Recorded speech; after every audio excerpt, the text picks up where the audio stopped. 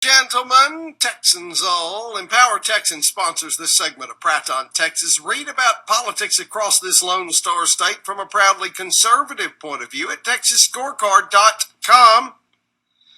Well, my friends, we are very glad to welcome back to the program Rear Admiral, retired, Dr. Ronny Jackson, former White House physician.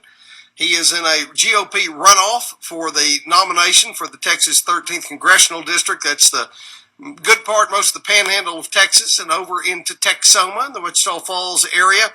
Dr. Jackson, I've got a question for you real quickly that I never have asked before because the U.S. Navy is a little different than other world navies in rank. Rear Admiral, we that's not like equivalent to, we have a lower half and an upper half. At what break did you retire, and how does that compare to the stars we're used to in the other services as general officers?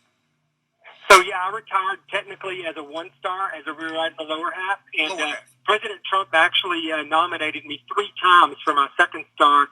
It went to the Senate because of the Democrats in the Veterans Affairs Committee.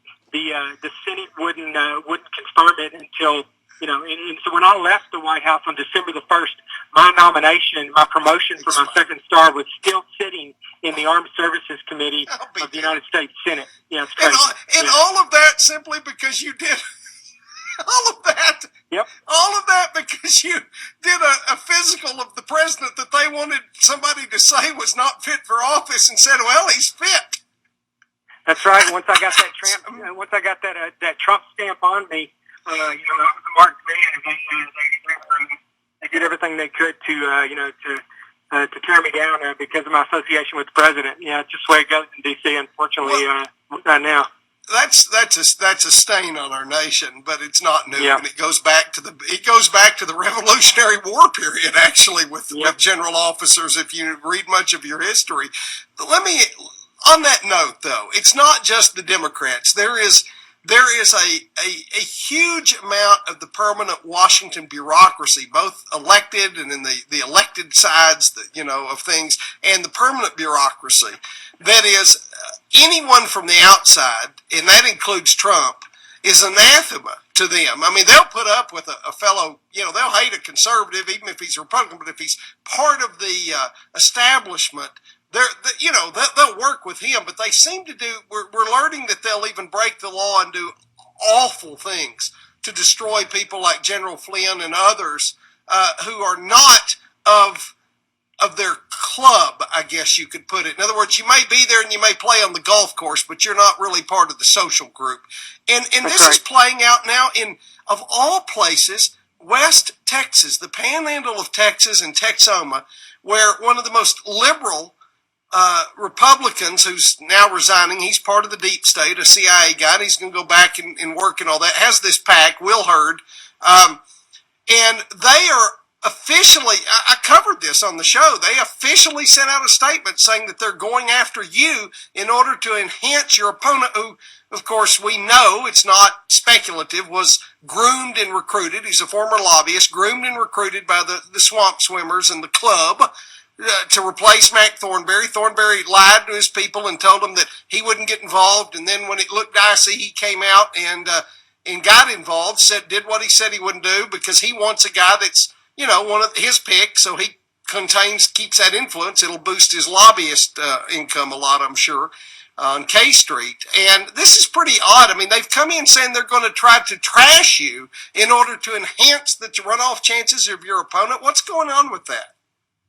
Yeah, it's the craziest thing I've ever seen. I mean, my opponent's running up here in the same district I am, most conservative district in the entire United States, and he's decided that somehow or another it benefits him to have somebody like Will Hurd, who's not even really a Republican. I mean, if you look at the guy's voting record, I mean, he voted with the president like 51-52% of the time. I mean, for crying out loud, there are middle-of-the-road Democrats that voted with the president more often than that. That's right, and Will Hurd is not even a rhino. I mean, he's actually to the left of a rhino, and in his own, he's most known around the country for his car trips with old Beto O'Rourke. It wants to take her guns away. I mean, that's birds of a feather flock together, and they did a lot of flocking.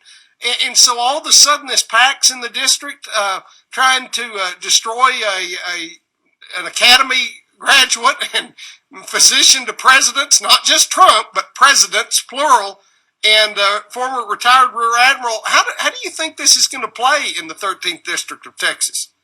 Well, it doesn't make any sense to me even doing it because I don't think it's going to play well. I think when people up here realize, that my opponent has allied himself with people like, like Will Hurd, like you said, that are, basically cut from the same cloth as Beto O'Rourke. I mean, and believes the same thing. I mean, you look at all the issues, especially on the social side. This guy. Well, he's an open borders guy too. Totally an open borders guy. Denounced the president for even increasing legal enforcement of our laws on this country. In the border. I mean, it's insane.